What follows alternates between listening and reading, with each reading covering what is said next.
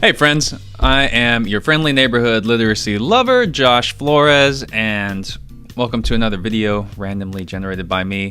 This is for the purposes of reviewing professional development that I produced this year. I just wrapped up a year as a full-time independent consultant, and just like you would with students, I always tried to get feedback from the teachers, the professional educators that I worked with, and one of them had a really great idea. They asked, because they couldn't attend all my professional development sessions, but it's really important that when a school is working on a common goal that they all receive the same training so they can really dissect it and decide what to implement together as a team. And so this person wrote me feedback and said, I wish you had some videos to review earlier training sessions, or maybe even to review some of the concepts, because I did honestly, I did probably purposely overwhelm them and hit them with a lot of stuff each time we met together. And so I thought that's a good idea if I did like a video review. And so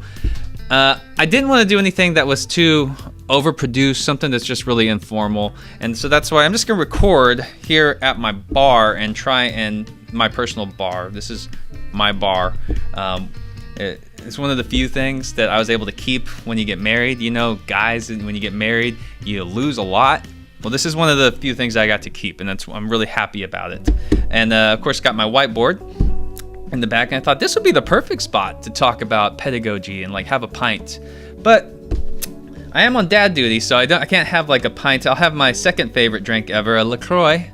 It's like a Sprite, except more disgusting. So just a little LaCroix there. So pour yourself a pint or a Pilsner or whatever, and let's talk about pedagogy. And for me, I want to talk about note-taking.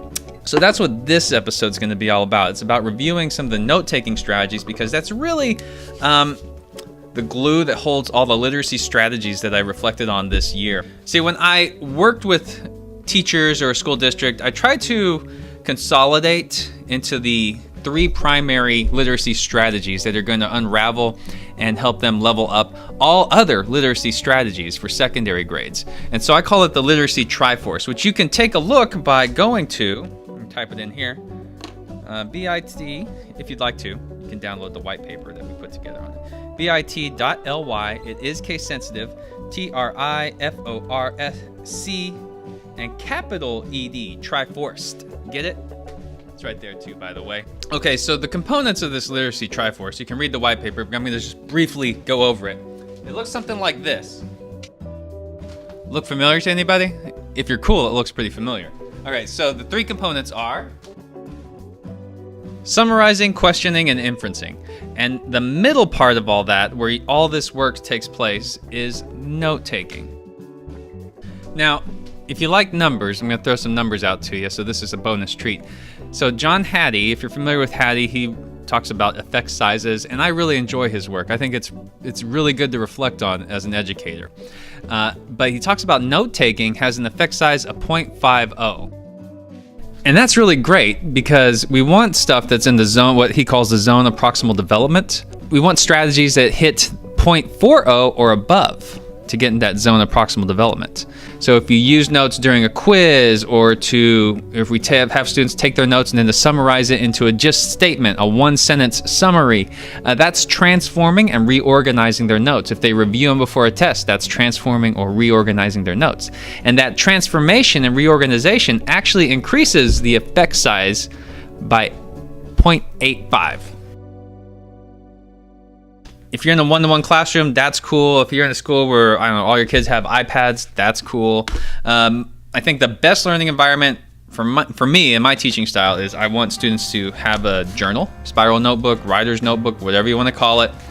A spiral notebook though, or you can get fancy with it. You'll rarely find me without one of my notebooks in my back pocket or in my backpack. I use them all the time. They're just much more dependable and easier than carrying and lugging around sometimes even a MacBook Air, my tiny laptop here, or an iPad mini. I prefer this in the classroom. I want every student to learn to take notes and carry one of these around. Not 3-ring binders. Oh my gosh, that's a nightmare dealing with 3-ring binder and telling students, well, you gotta put this handout in this section, and this section is for only vocab words. And then like everything falls out of the stupid 3-ring binder, and you have to buy those dumb like little stickers to put on like the holes because it falls out. And like, this is sturdy. You don't have to worry about that. And you know what? It costs like 10 cents. Like, I buy these from my classroom out of my teacher's pocket money. So it's just easier than 3-ring binders, and they take up so much room on the shelves. I used to be so excited to get a 3-ring binder in PD, but anytime I get a 3-ring binder, if I'm at an institute or a conference, I groan because I know I don't want to lug that thing around. This LaCroix is getting to me. I'm getting ranty. We're going to model on the whiteboard, my other favorite piece of technology, what we want students to do in their writer's notebook. Without further ado, let's start with strategy number 1, name notes. These name notes, these are a great way to do like a quick write or a bell ringer at the beginning of class, or even like a quick research project. And that's how I used them actually. I was lucky enough when I was working with students to be in a school that they were allowed to use their cell phones and I asked them, who knows who Chris Hadfield is? And nobody did, of course, and that's as planned. And so, okay, we're gonna take name notes. I want you to research who Chris Hadfield is, and you're going to come up and share as many facts as you can.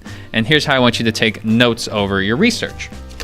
So we got the page set up, and we're going to spell out Chris's name. Okay, so there we go. We got Chris's name listed down. You could also do it in the middle if you want to get really creative, but I think just when you're first starting out, just do it on the left side, left adjacent. Oh, and don't forget to put your name on it. And you say, okay, you can use whatever resource you have on you, but I want you to find facts about Chris Hadfield, and you're going to write them in full sentences or statements or bullet points, depending on how much you want to challenge them. But they have to start with each letter of his name. So, for instance, I modeled the H, and I said, okay, I know for a fact, and this is one you want to give them so you make sure they find the right Chris Hadfield. You don't want them to find Chris Hadfield, the serial killer in Florida, you know, something like that. I don't know if there's a Chris Hadfield that's a serial killer in Florida. I'm just saying for example. But you want to give them a little direction and guidance so they go in down the right path. But I would write this fact here. I'll say you can start with this one. This is a gimme. It's a freebie. He has been in outer space, so that tells you a lot already. So so he's an astronaut, or is he an alien? A space alien, and he's trying to invade our planet? You don't know. You got to have them go and research. And so, of course, they all pull out their phones. Or maybe they pull out, if you have like a laptop cart, they're going to pull that out. I also used this in a history class with some 6th grade history students. They were researching the impact of the railroad on Montana's history. And so, of course, I just had them write railroad, or I had them write Montana, like on the left or down the middle. And so that was fun. And then I set a timer up for 5 minutes where they have 5 minutes to do as much research as they can. And then you can set up a little game where I say, okay, for every letter that you have filled out, give yourself 5 points. Or then, of course, you want them to also talk and have some authentic conversation. So I had them do chips and salsa, where I had half the room, they were chips, half the room were salsa. So every chip had to go find the salsa and compare their notes so they could add notes to each other. That worked really well in a world history class too. They were studying aspects of Italy. I broke up the chapter, and they had to take up different regions of Europe, and so then they were able to share notes that way. It was fun. So there's a couple different ways you can use name notes. Now I used Chris Hadfield specifically because I have a subscription to this thing called Masterclass. Let me pull it up. Okay, so this is Masterclass. Look at that. There's a poker strategy one. It's a great way to supplement that teacher income. And it's just, it's full of videos. You can learn a lot about a lot of topics from experts. You know, I guess it's up to your judgment. But I really enjoy a lot of the writing classes in here too, by some big name writers. And I think there's a couple of them that would be really great for the English language arts classroom. There's probably some good ones for the science classroom as well. And so if you have some grant money, I think it's a great way to spend that grant money. I think there's a lot more than just the Chris Hadfield video. But I did use the Chris Hadfield video and share that with my students because he talks about note taking, and he makes a couple really good points that I want to students to like hear about and consider when they're taking notes in class, especially when they go on to take notes independently of me demonstrating for them. But he talks about, he wants to make sure that his notes explain what it looks like, and whatever that thing is that he's taking notes of, he wants to make sure there's like either a visual diagram that he draws, or he takes a picture and posts it in there. He wants to make sure that there's examples of it. He's using examples from, of course, fixing different parts on a space station, which is probably pretty important to know if you're up in a space station. He wants to limit notes to 1 page, which I love that idea. Too many pages, then that's just too much to really remember. And focus on specific vocabulary, terminology.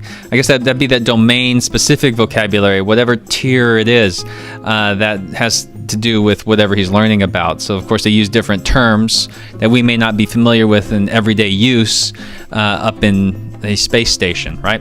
And, of course, personalize it, which I thought was nice. He shares his notebook, and there's like a NASA patch on it. And so you can have your students, of course, personalize theirs. Might be too Grecian Ernie.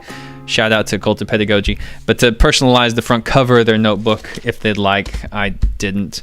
But, I used a lot of throwaway notebooks. I love these little notebooks. Fill them up, put them on the shelf them for later. But one thing I do note, and I want to model with students, is to keep a table of contents, just a running table of contents, and number the pages, and just update that table of contents as you go on. So that's name notes. Okay, bullseye notes. So this is a really fun one too. It's another good one where you could do collaborative chips and salsa things. But you set up your page in circles like so. So you want to get to the heart, get it? Heart of a topic. And so in this instance, I have students set up their notes like this, where you have a heart, or you can do another picture, whatever you want. I just do it like that. And then a circle around that heart. And you're leaving enough space for them to write notes inside the circle and outside the circle. And inside that heart is going to go whatever they're taking notes over. So for instance, in the class that I was working with, students were working on opinion argumentative papers and research. And so we wanted to review bias, which is so important to teach students these days. So in the middle of that heart, I wrote bias, B-I-A-S. And I just wanted them in the outside of the circle to write everything they know about bias. So whatever you can recall, everything they know or think they know about bias. And that's cool, because then I want them to go and compare with like an elbow partner the things they think they know about bias, and then just compare notes, and then they can correct each other or add on other things that, oh yeah, now I remember that, I forgot about that. And then I followed up with them listening to, in this case, I had a podcast on bias from brainson.org. All right, so here's the episode, brainson.org. And you can subscribe to it on iTunes, and Spotify, all that good stuff. But just go to the search bar and type in How to Find Facts, Prove It, Part 4. And it starts off with a little kiddie-ish skit that's fun for kids. But if you're with older kids, you might want to skip past that and just get to the interview that the hosts have with the journalist on bias. And it's excellent. And I want students to listen to that in the classroom that I was modeling this. I had them listen to, and as they were listening, they added to their bullseye notes inside the circle everything they were learning about bias, and they gave lots of good examples on that. And so it was just a really good way to increase and review what bias is, because it's very complex. And if they're writing research papers and opinion papers, we want them to recognize when they're using bias, or even how to use bias. It's a great way to lead into a conversation about ethos, pathos, logos. Or if they just needed to write an objective informational paper, then it's a good way for them to not be biased in their informational presentation. So it was a fun little lesson. You can use target notes for a variety of situations. I also used it in the English classroom for just Romeo and Juliet, as a review of Romeo and Juliet, what they remember, and then what they learned from after they compared notes with someone else. So they put what they remember, and then I had them get with a partner and add to their notes inside the circle. So that's those are two ways to use it. As for bias, of course, then if we had more time, I would have loved to have gone and pull up Facebook, of course, and find examples of articles with bias. And that's really easy to do. You just go to one of your relatives and start pulling articles off that they're sharing, and then look for the bias in those articles. But social media is blocked at school, so we had to plan ahead for that, which I did not. But that's something you could do, right? So bias is unfortunately pretty easy to find out there. So that is Bullseye Notes. Questions. So we always rewarding students for getting answers and giving us answers. I don't think we do enough work in getting students to ask good questions, because I'm sure you tell your kids all the time that there are such things as really just bad questions, and we want them to get better at making academic questions. So sometimes we'll switch it up, and whenever we're either listening to a lecture or watching a video or studying a text, we only ask questions. So that's the kind of notes that we will have. And sometimes with like for little kids in elementary, we'll just have them ask just any questions. Like here's one example in my writer's notebook here that had I think Stark was 2 going on 3 years old, or 3 years old. He was able to talk, obviously, and I just had him watch a video called "Hey Buddy, Can You Give Me a Hand?" It's a really cool video by Boston Dynamics. It's of a robot dog. Check it out. And I just said, I just want you to watch this and then give me questions, and I'm going to write down the questions. And he came up with some really good questions, and then we explored what are some possible answers to his questions, like how did the robot reach the door? How come the other robot cannot reach the door? How is he running like that? How can he be stable with those legs? Those are his words, not mine. And then we talked about, well, what are some possible answers to that? So that was a lot of fun. Now for older kids, I really want to teach them the structure of well-developed questions, and that's why I have another one-pager here, actually.